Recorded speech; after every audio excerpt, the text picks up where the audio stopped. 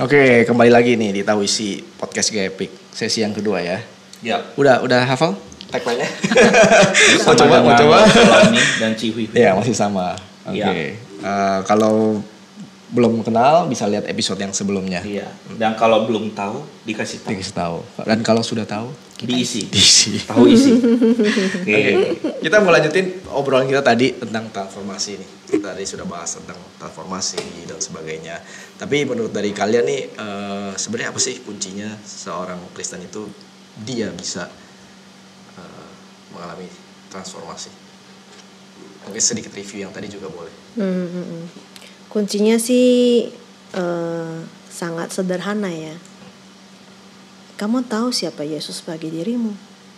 That's all. Tahu nih gimana nih maksudnya? Langsung tahu sejauh mana? Ya sesederhana. Oke, kenapa kamu berubah? Kan begitu ya. Kenapa kamu berubah? Kenapa seseorang tuh mau berubah? Itu kan dia ada tujuan yang dia mau capai dong. Untuk bisa supaya mencapai tujuan itu aku harus berubah seperti itu. Ya kembali lagi misalnya ke dalam hal makan lah ya, berat badan yang berlebihan gitu, nggak sehat, dia tahu itu nggak sehat, maka dia harus berubah, harus kontrol diri, jaga makan dan lain sebagainya, harus ke ahli nutrisionis dan lain sebagainya, karena kan ada satu tujuan yang dia mau capai. Kenapa dia mau capai tujuan itu? Karena dia tahu tujuan itu membawa dirinya kepada kehidupan yang lebih sehat, for the sake of him or herself, kan gitu, demi dirinya sendiri seperti itu. Nah sama halnya di dalam kita, kenapa kita mau menjadi murid Yesus? Itu kan balik lagi kepada siapa sih Yesus, gitu loh. Kenapa saya mau jadi murid dia? Siapa dia bagi saya? Apa pentingnya dia bagi saya? Nah sejauh mana itu mempengaruhi? Karena kan ya kalau kita sekedar tahu gitu ya, iblis pun juga tahu kan Yesus anak Allah. Tapi sejauh mana kita itu mempengaruhi, pengenalan itu mengaruhi kita? Seberapa pentingnya dia bagi Seberapa kamu? pentingnya, oke. Iya. Kalau udah bicara seberapa penting berarti prioritasnya dong. Prioritas hidup kita seperti itu. Kenapa kamu memprioritaskan kepada hal ini? Karena menurut kamu hal ini penting bagi dirimu, bukan? Ya kan? Kenapa kamu memprioritaskan Yesus harus sebagai yang utama? Apa sih yang dijanjikan Yesus ini? Apa sih yang diberikan oleh Yesus ini? Gitu. Kalau kita tidak memahami di balik penebusan Yesus itu ada janji-janji yang begitu luar biasa yang walaupun sekarang nggak nampak mata, tapi itu real, itu bukan something yang far away dan masih di awang-awang, enggak. Itu sesuatu yang nyata, hanya saja kita belum bisa melihatnya. That's all. Tapi itu real. Cuma realitas itu kalau tidak dilihat oleh manusia kan kadang-kadang kesannya itu kayak nggak real gitu ya. Nah itu yang harus kita ingatkan terus. Itu janji Tuhan tuh real buat saya. Di dunia ini saya hidup berjibaku gitu ya, spend a lot of my time do this and that gitu for the sake of better life misalnya gitu ya. Sementara Tuhan mengatakan you are going to have a perfect life with me, perfect life with me gitu loh. Nanti gitu loh. Nah nantinya itu yang membuat kita itu sering ketika kita ada di dunia ini kita terdistract ya. Wah lihat orang itu tuh gila hidupnya sukses ya gitu lah. Kita jadi pingin tuh hidup sukses seperti itu. Ingat Tuhan Yesus mengatakan you are going to have a perfect life with me. Remember that. Itu yang kita harus ingat gitu loh. Jadi, tapi nanti itu kan kadang panjang gitu ya, masih lama. Sebenarnya kehidupan sekarang kita pun dengan Kristus juga gimana? Nggak perfect atau nggak perfect? Kalau kehidupan kita dengan Kristus di sini ya itu kita belum mencapai perfectnya gitu ya. Karena kenapa? Perfectnya itu kan nanti ketika Tuhan Yesus datang kedua kali di situ. Nah, di dalam kita hidup di masa-masa seperti ini nih, Tuhan tuh yang membentuk kita itu menjadi semakin serupa dengan Kristus seperti itu. Nah, itu proses yang sebenarnya harus jadi tujuan hidup orang Kristen. Bagaimana kita dibentuk di dalam kehidupan kita di dunia ini gitu loh. Tapi kan sekali lagi dunia ini sangat menggoda dan mendistract kita ya, sehingga itu jadi bukan second ya, pilihan prioritas selanjutnya lah, prioritas terakhir gitu ya. Kok ada waktu baru gue lakuin gitu. Enggak, tapi justru itu harus menjadi our main priority di dalam kehidupan kita. Jadi berbicara tentang prioritas, kenapa kamu memprioritaskan sesuatu dalam hidupmu? Kenapa dia atau itu jadi prioritasmu? Karena itu sangat penting buat kamu. Nah, bagaimana Kristus itu bisa menjadi sangat penting di dalam kehidupan kita? Kita tahu, oh ya nanti kehidupannya akan datang. Kita tahu gitu loh. Tapi bagaimana membuat itu real di dalam hidup kita? Kita harus ingatkan diri kita terus, itu real, itu real. Ya, setuju. Jadi tidak abstrak tapi real, Betul, nyata. Jadi betul. kita harus membuat Kristus itu nyata ya di hidup kita, Iya. sehingga kita bisa merasa penting dan berani memprioritaskannya. Dan itu akan semakin terbentuk kuat ketika kamu berani berjalan sama Yesus. Itu akan semakin terbentuk kuat. Karena di dalam ketika kita berjalan bersama dengan Yesus, di dalam jatuh bangun kita menjadi murid Yesus, menghidupi firman Tuhan, disitulah kamu akan merasakan kuasa penyertaan Tuhan. Penghiburannya di situ, realnya itu kamu akan bisa dapat gitu loh. Tapi kalau kamu nggak berani melangkah, kamu pegang yang security-nya kamu sekarang, kamu tidak berani melangkah, ya sekali lagi tadi seperti yang di sesi sebelumnya saya selalu katakan kepada mereka itu, kamu kehilangan opportunity untuk bisa merasakan Tuhan, untuk bisa merasakan penyertaannya. Oh, kita pengen denger dong nih cerita berani melangkah karena kita memprioritaskan Kristus. Kira-kira ada nggak? Iya. Apa yang Ciwiwi tinggalkan Demi dalam Kristus. proses mengikuti Yesus? Harga apa yang dibayar? Iya, mungkin inilah tantangan untuk berani melakukan itu gitu ya. Selama ini kan kadang-kadang kita sering tidak mau melakukannya itu karena ada pertimbangan duniawi kita ya. Salah satunya menginjili misalnya. Aduh itu teman gue tuh nanti jadi nggak enak nih sama dia gitu ya. Nanti ketemu sama dia tuh. Nah itu kan kita harus berani melewati itu untuk melakukannya. Kita harus punya keberanian. Nah, keberanian itu harus bersos kepada Tuhan gitu. Seperti itu. Gimana Cik? Ya.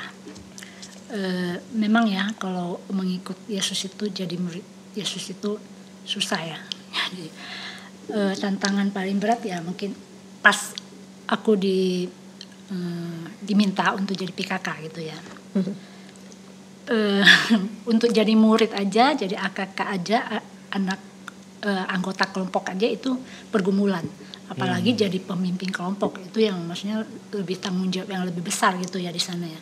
Karena kan bukan hanya di sana kita bukan hanya sebagai memimpin, tapi seorang pemimpin itu harus selain belajar dulu, tapi juga harus punya hati ya gitu ya untuk anggota-anggotanya gitu ya. Jadi itu satu pergumulan yang ini.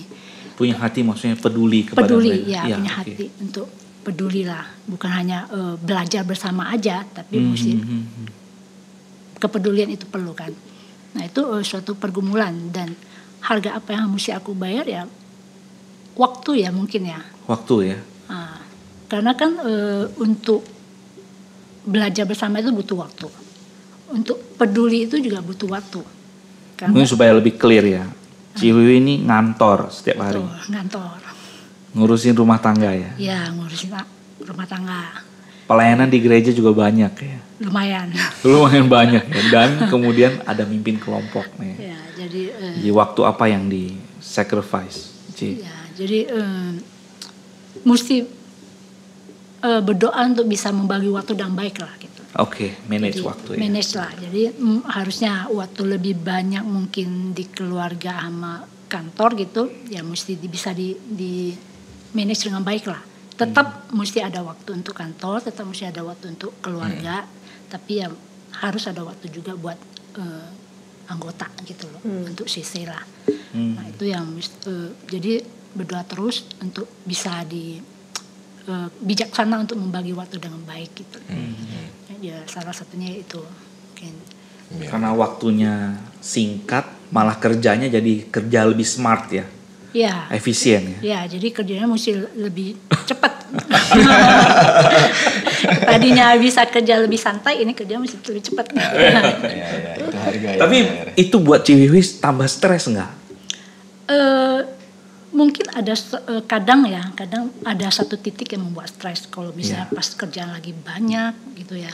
Berarti mesti, waduh ini ada jadwalnya, mesti kelompok kecil lagi. Kelompok ya. Iya, mesti gimana ini, mesti belajar dulu, ini mesti kerja, ini mesti selesai. Kadang ya ada lah, pasti nggak memungkiri, pasti ada satu saat yang seperti itu. Tapi ya karena kita belajar terus, berjalan terus ya, tadi kata saya berjalan terus bersama Tuhan. Pasti ada transformasi, pasti ada diberi kekuatan untuk itulah. Jadi belajar terus. Ya. Yang lain hamba-hamba Tuhan juga mungkin pengen denger juga dong. Pasti ada perubahan lah ya dengan kita memimpin kelompok, kita melayani orang. Kita juga sebenarnya sendiri sebetulnya sebagai hamba Tuhan yang waktu mempersiapkan diri untuk melayani dan membimbing sesama rekan-rekan ini, ya saya sendiri juga lebih duluan sebetulnya dapat berkat dari Tuhan ya. Dari segi hal pemahaman juga kadang Tuhan kasih kesempatan nih untuk saya sendiri ngalamin dulu ya, menggumulin dulu kebenaran itu dalam diri saya, dan kemudian kesaksian saya kepada sesama anggota kelompok ya waktu sesi itu jadi powerful karena memang Tuhan bekerja lebih dulu di dalam diri saya. Nah itu yang sebuah perubahan yang saya pikir yang saya ngalami, dan apalagi ini ya melihat anggota kelompok yang bersama dengan saya itu mereka mengalami perubahan. Wah itu sukacitanya luar biasa tuh. Betul. Gitu. Betul. Kita melihat Tuhan merubah saya sendiri dan merubah anggota kelompok yang berjalan bersama-sama ini di dalam sebuah journey mengikut Tuhan. Nah, itu sukacita yang luar biasa. Ya betul sih. Jadi kadang saya juga memang sebagai pemimpin, tapi saya juga belajar dari anggota kelompok. Jadi ada hal-hal yang malah mereka yang insight ke saya gitu loh. Oh iya, itu jadi suatu berkat buat saya gitu. Iya. Benar sih, poin Lausa tadi sukacitanya itu. Kadang kita terlalu fokus, wah susahnya ya. Padahal kalau misalnya tadi contoh Lausa-Lomi kita menginjil orang, sukacitanya nggak bisa dibeli ya. Iya. Ketika melihat orang itu, kita kadang fokus, waduh susah ya. Padahal sukacitanya jauh lebih besar sebanding sama susahnya kita. Betul. Iya. Jangan takut melangkah, itu intinya. Iya. Ketika kamu takut melangkah kan sebenarnya kamu mempertanyakan Tuhan toh. Tapi kan manusia wajar nih. Wajar, tapi jangan takut melangkah. Ketika kamu merasa khawatir, the best thing you can do is pray.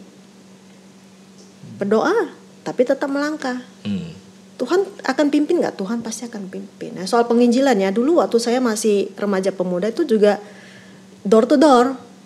Door to door itu kompleks Pasar 5 ya, itu semua orang Chinese di situ. Saat itu belum sekolah Alkitab dong ya? Belum. Jadi di komisi remaja. Masih culun-culun nah.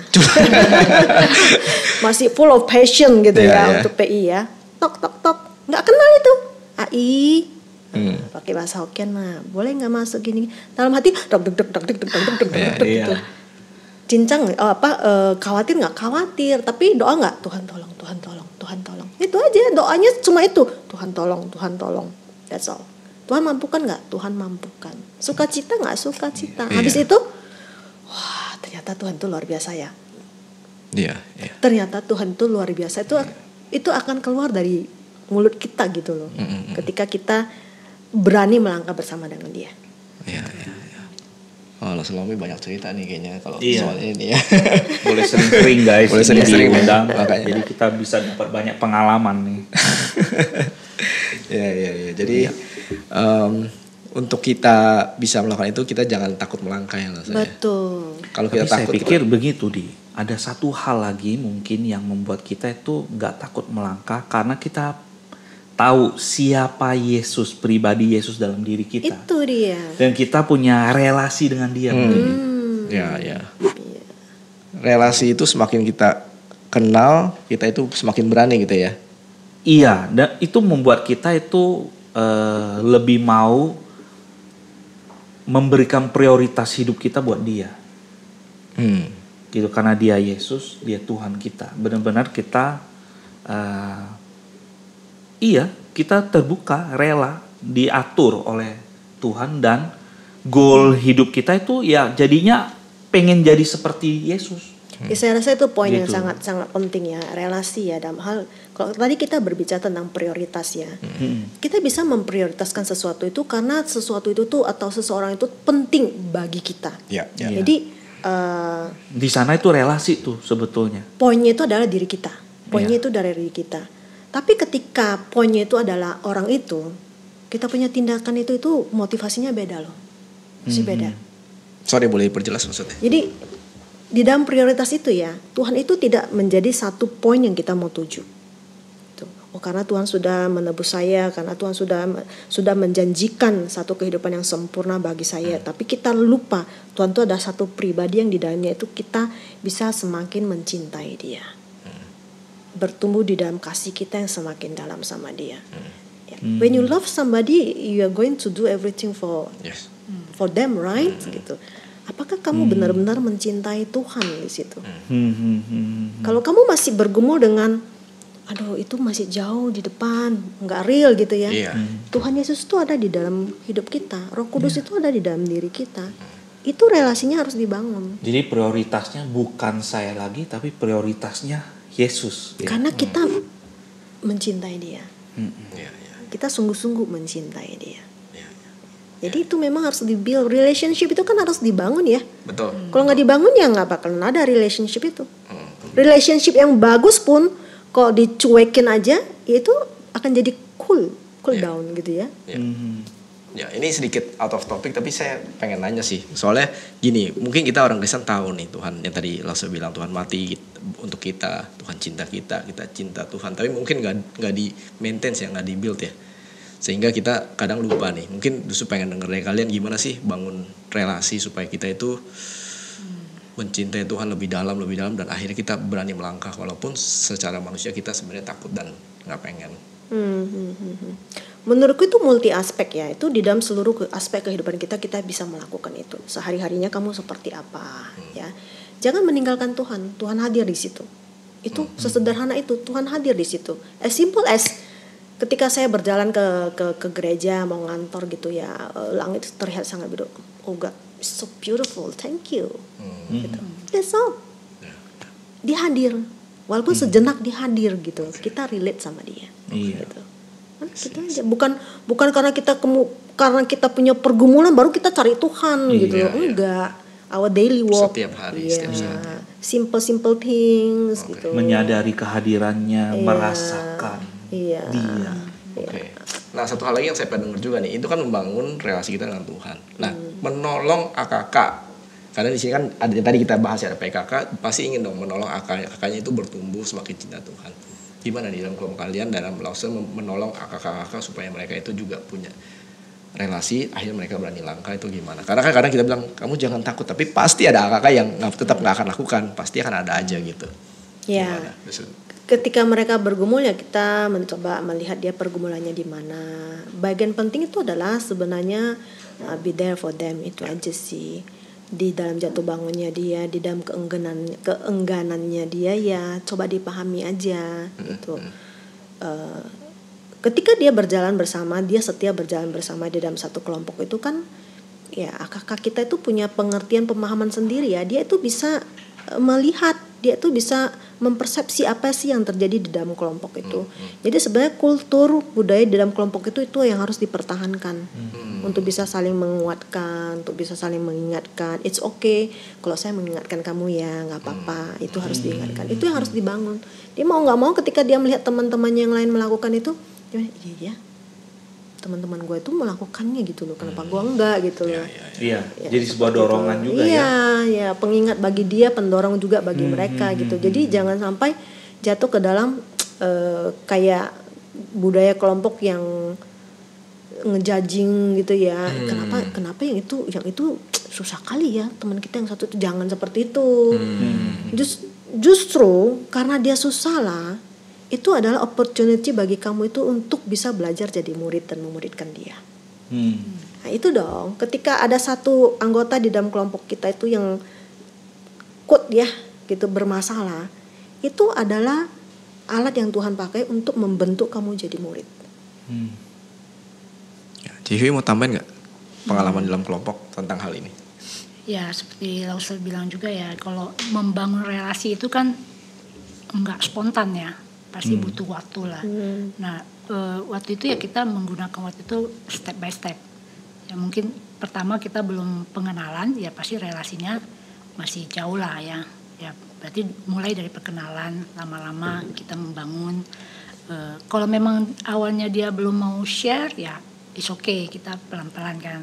Orang kalau baru kenal kan nggak mungkin yang mau ya terbuka gitu ya. Tapi dengan berjalannya waktu, pasti suatu saat dia udah merasa klik, punya relasi yang baik, pasti akan terbuka. Betul. Nah itu kita tunggu aja, pasti ada waktunya gitu. Nah, pas kalau memang dia share, ya pasti kita doakan lah ya. Kita juga nggak semua hal yang bisa kita bantu secara maksudnya secara kelihatan gitu. Betul. Menghasilkan hasil yang seperti yang dimau, kan kita bukan Tuhan, kita bukan apa ya pasti. Tapi pasti kita dukung dalam doa pertama ya. Kedua ya apa yang kita bisa bantu ya pasti kita bantu. Gitu. Jadi itu sih, baik dengan AKK ataupun teman sesama satu kelompok juga itu sih. Jadi saya bersyukur juga masuk ke kelompok, saya menemukan teman sesama teman kelompok yang bisa saling jaga, punya relasi yang lebih baik gitu loh. Ya. Bisa saling encourage ya satu dengan yang lain, saling mendorong, saling memotivasi ya. Kayaknya habis ini yang daftar CC rame loh, Sa. Ngantri kali ya.